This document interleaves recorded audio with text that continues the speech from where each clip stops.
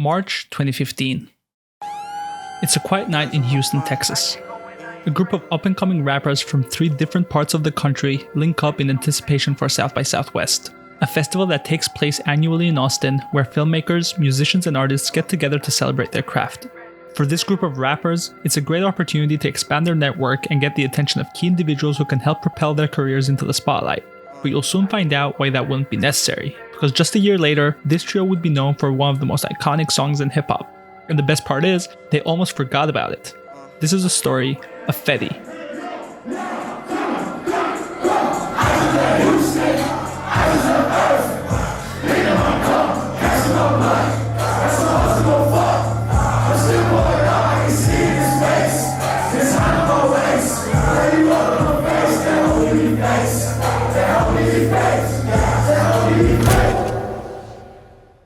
But to truly understand the story, I need to give you some context. The 2010s was an interesting time for hip-hop. For people like me, who are currently pushing 30, that era will forever be remembered as the golden age of hip-hop.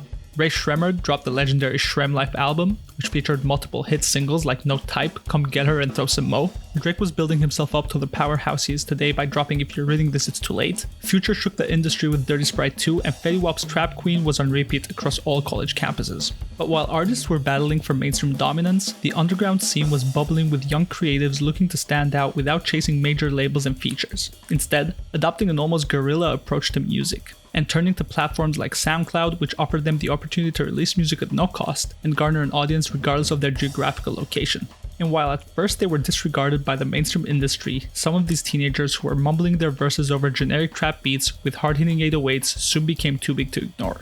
As it turns out, there was an audience attracted to everything the industry labeled as unprofessional. Beats that were mixed terribly and were ripped off YouTube, verses that were recorded in basic bedroom setups, and people with zero experience using torrented versions of FL Studio.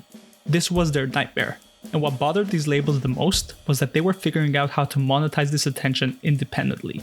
And while this new wave of hip-hop was slowly building its roots, similar trends were emerging in the visual arts, more specifically, YouTube. And this was crucial. Dance videos were trending on YouTube every week. Ayo and Teo videos were constantly recommended to me, and while I absolutely had zero interest in dancing myself, I watched every single one and enjoyed it. It was fun. And not just dancing. Hip-hop was taking over reaction channels as well. We can't talk about the rise of hip-hop in the 2010s without mentioning the indirect contribution of channels such as Zia's, with Zia's and Bilou, and Cuff Boys, where young Cameron Haller reacted to hip-hop's takeover with his mom. What kind of lyrics are this? These 2 channels, along with a few others, were unknowingly educating the youth about the new wave, and I was there for all of it. And in April of 2016, one of those videos changed my life forever. Are you high? Am I high? Yeah. Playboi Carti. Playboi Carti. Yeah. Carti? Carti. This was my introduction to Carti. On the 8th of April 2016, Cam uploaded a reaction video titled Mom Reacts to Playboi Carti at CartiAho, which I'm assuming was Playboi Carti's Twitter handle at that time. In the 6-minute and 57-second video, Cameron dances and sings along to the tracks Broke Boy and Fetti as his mom sits back, shocked and disgusted. Oh my god. Oh my god. Starting off with the iconic Kill Bill siren sound effect often used by 808 Mafia members, the beat immediately grabs your attention and introduces you to the dreamy melody that repeats itself throughout the instrumental. This is where Chris Fresh's production really shines. The main melody is sampled from the 1976 record The World Is a Place by Rhythm, which is also sampled on Nipsey Hussle's Status Symbol, J. Cole's Sideline Story, and Crew's Just Another Case. Yet Chris's approach is unique.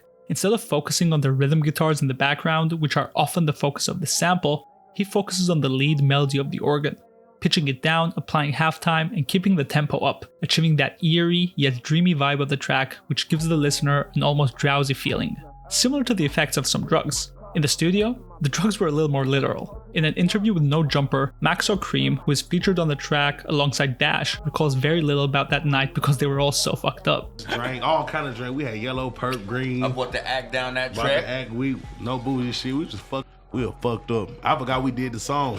That's crazy. Like I didn't even know. Like once the song started cracking, I ain't know the lyrics. Right. I ain't know that shit was cracking. Now, it would be unfair to talk about Fetti without highlighting the iconic verses laid by Dash and Maxo, which not only match the beat and complement Carti's hook perfectly, but also include some pretty noteworthy bars that are often quoted by the listeners.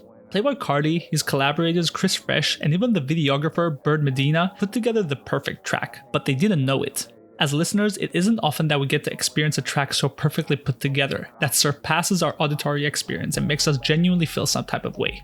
When you hear that iconic siren, followed by the dreamy melody and Carti mumbling, "Gassing my blunt, leaning my cup," you're immediately taken back to the 2015-2016 era, and more specifically, you're placed in that same Airbnb scene in the music video, surrounded by heavy smoke, drugs, and more importantly, 3 extremely talented young artists whose lives are about to change forever. In an interview with Kids Take Over, Maxo recalls how quickly the track took off on SoundCloud and became an almost overnight classic. He remembers the crowd singing the words at his live shows before he even knew the song.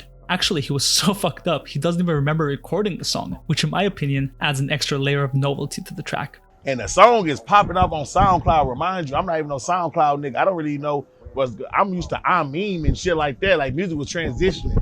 There wasn't no Apple Music for real. So then like the song come on, people singing and shit. I don't even know the fucking song. Fetti to this day is my and a lot of other people's favorite Carti song. I understand artists need to grow, develop, and experiment. This isn't a video saying I miss the old Carti, even though I kinda do. It's a video shedding some light on the forgotten past of Carti, which unfortunately a lot of his recent fans will never get to experience. For a lot of people, Fetti was the soundtrack of their teenage years. I was in college at the time, but I still remember blasting it through my speakers and turning out with my roommate. If you knew about Fetti, let me know in the comments what your thoughts are, and if you didn't, I highly suggest you listen to it while you still can. And who knows, maybe 10 years down the line, this video does exactly what the Cuff Boys video did to me 10 years ago.